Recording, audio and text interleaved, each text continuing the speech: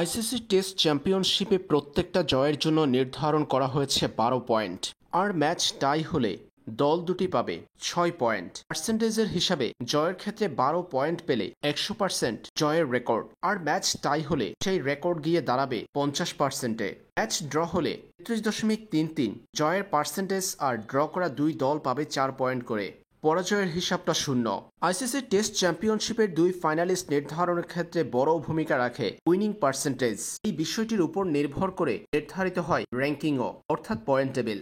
বাংলাদেশ পাকিস্তানের মধ্যকার রাওয়ালপিন্ডি টেস্টে পাকিস্তানকে ১০ উইকেটে পরাজিত করে পূর্ণ ১২ পয়েন্ট অর্জন করেছিল বাংলাদেশ, যার ফলে র্যাঙ্কিংয়েও টাইগারদের উন্নতি হয়েছিল। ৬ নম্বর পজিশনে উঠে এসেছে বাংলাদেশ দল, কিন্তু হঠাৎই বাংলাদেশের পয়েন্ট কাটা হয়েছে।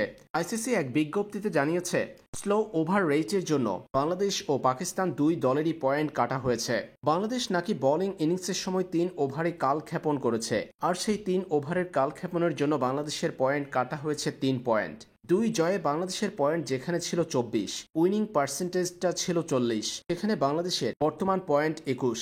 ৩ ওভারে স্লো ওভার রেটের কারণে বাংলাদেশের পয়েন্ট থেকে ৩ পয়েন্ট কেটে নিয়েছে আইসিসি, যেটা একেবারে অদ্ভুত নিয়ম। ১ ওভারের জন্য ১ পয়েন্ট করে ৩ ওভারের জন্য ৩ পয়েন্ট কাটা হয়েছে। আইসিসি টেস্ট চ্যাম্পিয়নশিপের গুরুত্বপূর্ণ এই ৩ পয়েন্ট হারানোর পাশাপাশি উইনিং পার্সেন্টেজেও পিছিয়ে পড়েছে বাংলাদেশ, যেটা উপরে থাকা ভারত, অস্ট্রেলিয়া, নিউজিল্যান্ডের এগিয়ে যাওয়ার জন্য সুবিধাজনক পথ তৈরি করে। কারণ উইনিং পার্সেন্টেজের হিসাবে বাংলাদেশ, পাকিস্তান, শ্রীলঙ্কা, সাউথ আফ্রিকারা যে অনেকটাই পিছিয়ে পড়েছে উপরের দলগুলোর থেকে। তাই পাকিস্তানের বিপক্ষে জয়ের পরেও আইসিসির নিয়মের কারণে পয়েন্ট হারানো বাংলাদেশের জন্য বড় বিপদ হয়ে দাঁড়িয়েছে।